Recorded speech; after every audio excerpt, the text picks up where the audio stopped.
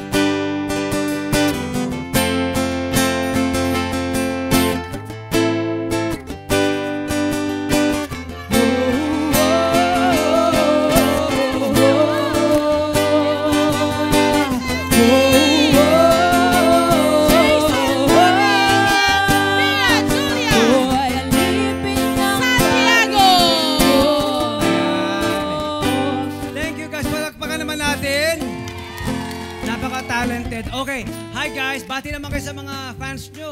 Ayan, binabati nga po pala namin yung mga family namin and also yung community namin from the Travel Busker community po. Ayan. Travel Buskers. Oo. Galing, no?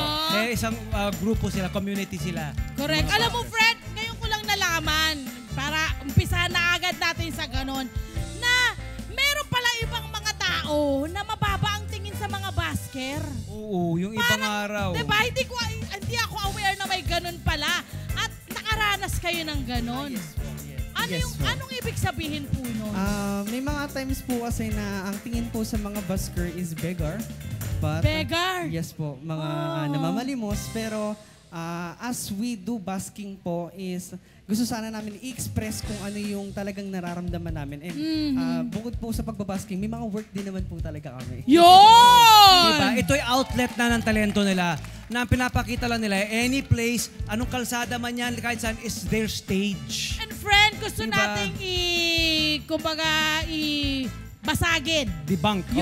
Yung ganong klaseng pag-iisip na parang yung mga artist natin na mahuhusay, by the way, ay bibigyan natin ng konotasyon na hindi maganda. Dahil ang talented ng ating mga singers, ang talented ng ating mga musicians. At bawat trabaho, marangal. Correct! Hindi ba? Kasi nakikita nila, di ba yung nakikita natin sa Amerika, sa Europe, yung mga ganito mga performers. Yes. Como may mga ganitong setup. Ayan, Yes, yung mga lalagyan ng ganyan na kanilang ganyan. gitara.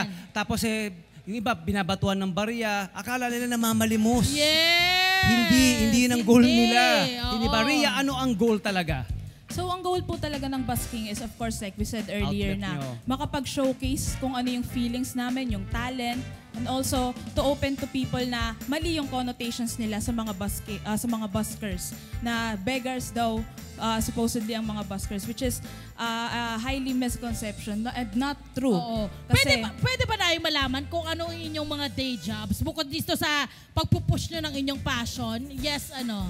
actually, I'm an HR officer. Oh, di ba? So may corporate job sila. Meron. How about you, bro? Ikaw. Ako po ay isang coffee barista po. Barista! Oh, wow. Ang galing, di ba? Ang Sana may dala ka namang pakapir yan. Wala pa kami ng kape. Diba? Ito yung gusto nating malaman ng ating mga kabarangay na may mga ganitong platform na pwede nyo pong pag-expressan ng inyong sarili. Huwag kayong mahihiya, huwag kayong matatakot. Lahat entablado kahit saan pwede. Yes. Itong travel buskers na group nyo, kailan ito na itatag? Ilan ng miyembro? Ano po, bali yung travel busker po is dati isa siyang one-man team. It is composed po ng isang founder lang namin na gumawa siya ng sarili niyang community.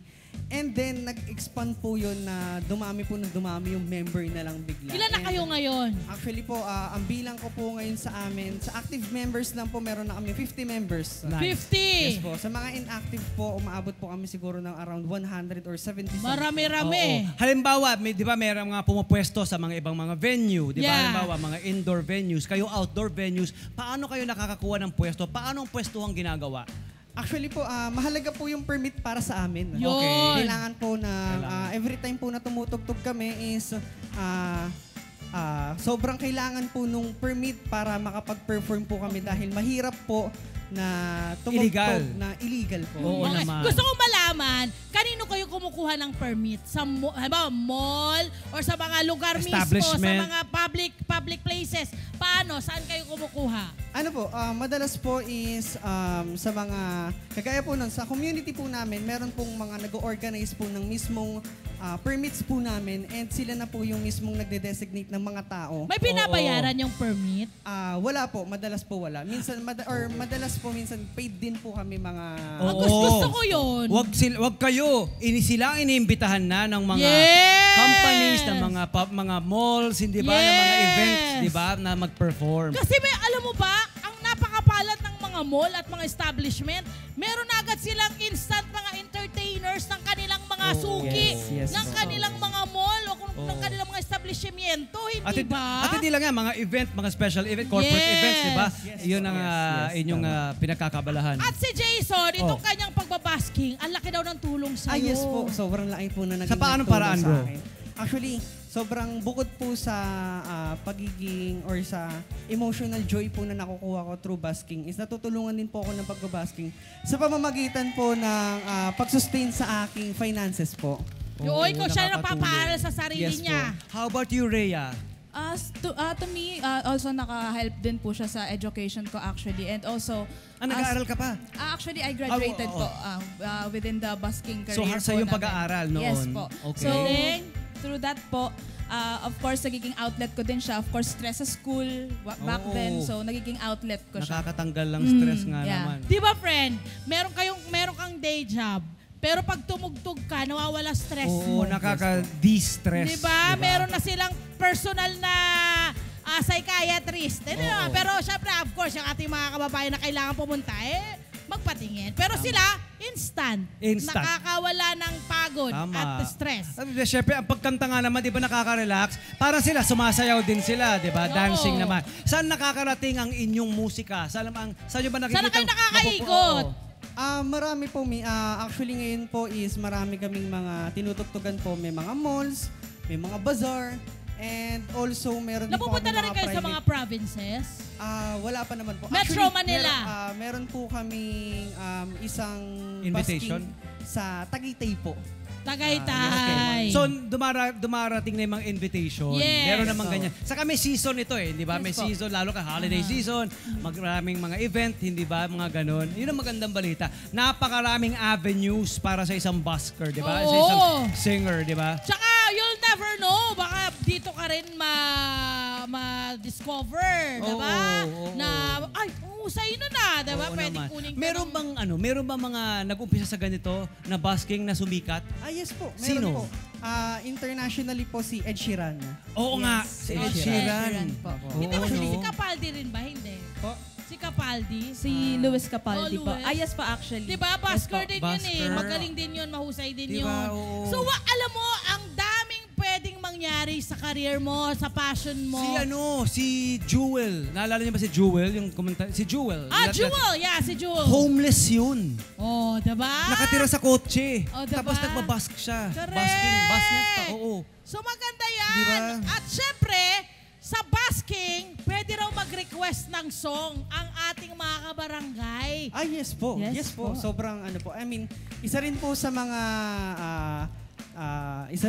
part ng busking po namin is nakakapagbigay din po kami ng entertainment, enjoy dun sa mga nanonood po sa amin. And as we play po, ayaw po namin na mai-exclude sila sa In short, dito. may interaction. Yes po. Yes Gusto po. Ganda. maano po kami sa interaction May ng audience mga interaction audience. po. So meaning Ria, yung inyong genre, malawak. Hindi yes kayo po. nag-stick sa isang genre lang. Yes po, actually from old songs to modern songs to pop, R&B, lahat po ng kayang tugtugin, of course, ine-entertain din po namin. Oo. Ano ang pwedeng ibigay nyo na mga tips sa ating mga baka may nanonood ngayon na nag-aalangan mag-busking Ano yung mga tip na pwede nyo ibigay sa kanila? Especially ako po, nung nag-i-start po ako sa busking, ang laging thinking ko lang, kung hindi ko siya gagawin ngayon, kailan pa? Ayun. If not now, then when? Yes. Ma'am, Meron ano bang pangalan? tanong? Yes, May tanong ano ba? pangalan mo, ma'am? Marites po. Ano pong tanong niyo po? Ang tanong ko po ay, saan po kayo pwedeng makontak? Yun! Agado! May Gusto mga nating social tanong. media account po kami na nakalagay din po sa aming tip bag. Yes. And dyan nyo po kami pwedeng kontakin if ever po na Mention may mo na, mga- bro. Mention mo na. Yes. Ito po yung social medias namin. Sa Facebook po is RJ Santiago. And ako naman po sa Facebook po is Jason Santos Turing. Sa Instagram naman po is Jason Santos Turing and Sa'yo, Ria.Julia _ on yes po. Instagram May po. TikTok din po kami. Ria.Julia Sa Yes. TikTok po, nagla-live din po kami sa TikTok. Ang pangalan po namin sa TikTok is Primo121. Alam mo yung mga ganong platform din kasi ang nagbibigay din ng kita sa ating mga buskers Kasi meron parang mga parigalo-regalo, diba? Monetization. Ayun! At malapit na ba kayong mag-release ng inyong songs or may sinusulat pa kayong mga kanta? Balak po sana namin within this year po sana or kung papala rin po, makapagsulat din po kami ng Sana, meron na kayong Yes. album. Abangan namin mga album Correct. nyo, yung mga concert nyo, yung tipong, di ba, yung talaga namang big arena, di ba? Totoo. Sa Philippine Arena na kayo. Totoo. Dahil Diba? maaaring mangyari, di ba? Yun naman ang dream, Put ano? your Yun ang mind goal. and heart to it. Ayan. Hi! Sumama mo dyan na profile, mga Kanet 25. This is Love Anyo Verbo. For more love, to the pet, and everything updates, just click the subscribe button and follow us on our Net25 social media pages at Net25 TV and Net25 Entertainment Facebook. See ya. I love ya.